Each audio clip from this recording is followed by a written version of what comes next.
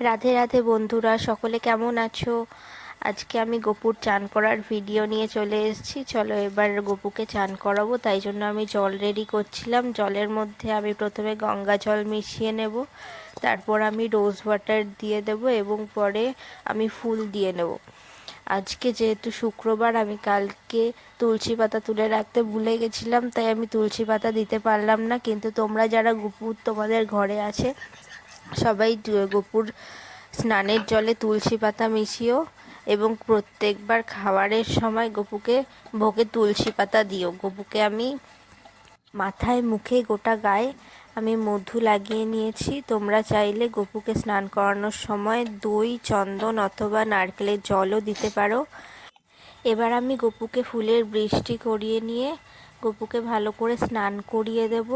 তোমরা অবশ্যই প্রত্যেক দিন গপুর স্নানের জলে তুলসী পাতা দিও। তুলসী পাতা গপুকে স্নান করানোর মাস্ট, এবং খাবারেও তোমরা তুলসী পাতা অবশ্যই ভোগে নিবেদন করো। আমি গপুকে ভালো করে স্নান করিয়ে নেব। এরপর আমি ভালো করে গপুকে গা মুছিয়ে আমি চন্দন লাগিয়ে নেব।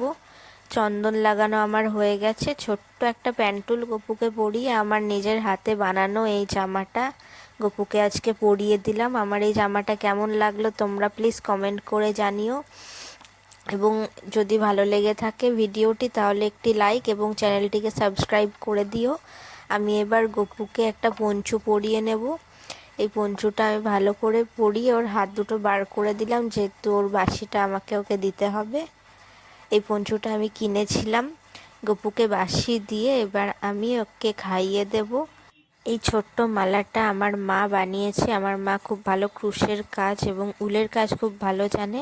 এবার আমি গপুকে চন্দন দিয়ে ফুল নিবেদন করব, তারপর আমি গপুকে খাইয়ে দেব। তোমরা অবশ্যই সকলে স্নান করার পর গপুকে কোনো মিষ্টি খাবার খাইও। আমি আজকে গপুকে নকুলদানা খাইয়ে দিলাম।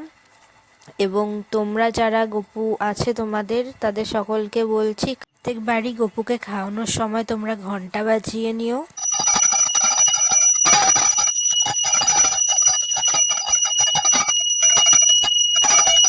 এবার আমি গপুকে সুগন্ধি ধূপ এবং প্রদীপ জ্বালিয়ে খাওয়ানো সম্পূর্ণ করব।